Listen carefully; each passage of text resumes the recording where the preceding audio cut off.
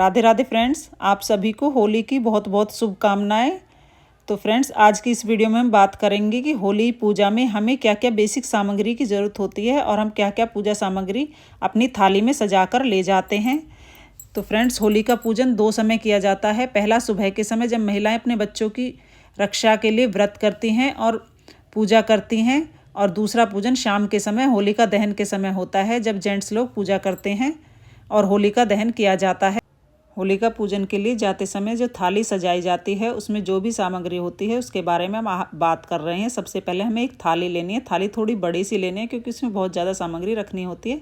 उसके बाद हमें एक लोटे जल लेना है। लोटा भी थोड़ा बड़ा हो, क्योंकि जब भी हम होलिका माँ के फेरे करते हैं 7 या 5, तो हमें जल की कुछ बूंदें गिरानी पड़ती हैं। उस जल में हम थोड़ा सा दूध अवश्य डाल लें, और उसके बाद चाहे तो आप उसमें चीनी भी डाल सकते हैं। उसके बाद हमें गोबर से बना हुआ सूखा नारियल लेना है। अगर आपके पास ऐसा नारियल नहीं है तो आप जटा वाला नारियल भी ले सकते हैं। उसके बाद हमें होलिका के 7 फेरे में लगाने के लिए कच्चा सूत, अगर आपके पास कच्चा सूत नहीं है तो आप कलावा भी ले सकते हैं।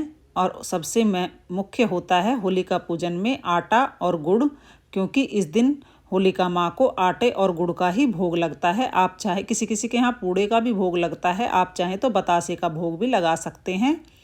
और उसके बाद हम लेंगे आप हल्दी, क्योंकि इस दिन होलिका माँ को हल्दी का ही तिलक किया जाता है। और अगर आपके यहाँ कुमकुम का तिलक किया जाता है तो आप कुमकुम भी ले सकते हैं। उसके बाद हम साबुत चावल लेंगे, अक्षत जिसे बोलते हैं, क्योंकि जब भी हम कोई दीपक या कुछ रखते हैं तो चावल का भोग ज़रूर लगाते हैं। और सबसे मेन होते हैं बड़कुले, जिसे बुरकले भी बोलते हैं। वे 5 या 7 की संख्या में सुबह पूजन के लिए लेके जाते हैं, और शाम के समय जो हम माला बनाते हैं इनकी, जो हमने खेल खिलौने होलिका माँ के लिए बनाए हैं, शाम के समय हम उन्हें लेकर जाते हैं। आप 5 या 7 जितने भी आपके यहाँ ले जाते हो आप वो ले लें और उनका तिलक ज़रूर कर लें। उसके बाद जो भी फूल हो आपके पास आप वो ले लें। अगर फूल नहीं है तो आप स्किप भी कर सकते हैं, क्योंकि होलिका माँ का पूजन है। अगले दिन रंग भरनी एकादशी होली होती है, तो उस दिन के लिए आप गुलाल, माता सबसे पहले हम होलिका माँ को गुलाल लगाते हैं, तो इस दिन रंग का अवश्य ले जाएं। गुलाल का अगर टीका नहीं है तो आप हल्दी का टीका भी लगा सकते हैं। और उसके बाद हमें 5 बाल लेनी है। 5 या 7 जौ की मिल जाएँ तो जौ की ले लें, नहीं तो गेहूँ की ले लें, क्योंकि यह कच्ची फसल होती है। और उसके बाद हमें इस फसल को काटना है, इसलिए सबसे पहले इसकी होलिका की माँ की पूजा की जाती है।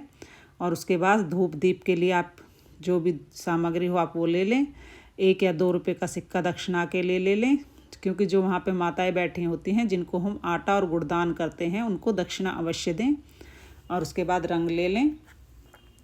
और किसी किसी के यहाँ ठंडी होली भी पूजी जाती है, लेकिन हमारे यहाँ दीपक पूजा जाता है होलिका माता के। तो अगर आपके यहाँ ठंडी होली पूजी जाती है तो आप दीपक अवॉइड कर सकते हैं, और नहीं तो एक देसी घी का दीपक ले लें। और हाँ, शाम के समय आप जौ की या गेहूं की बाल भूनकर ज़रूर घर लेके आएँ और उनको साल भर अपने घर में रखें। इससे हमारे घर में धन धान्य की कभी कोई कमी नहीं होगी।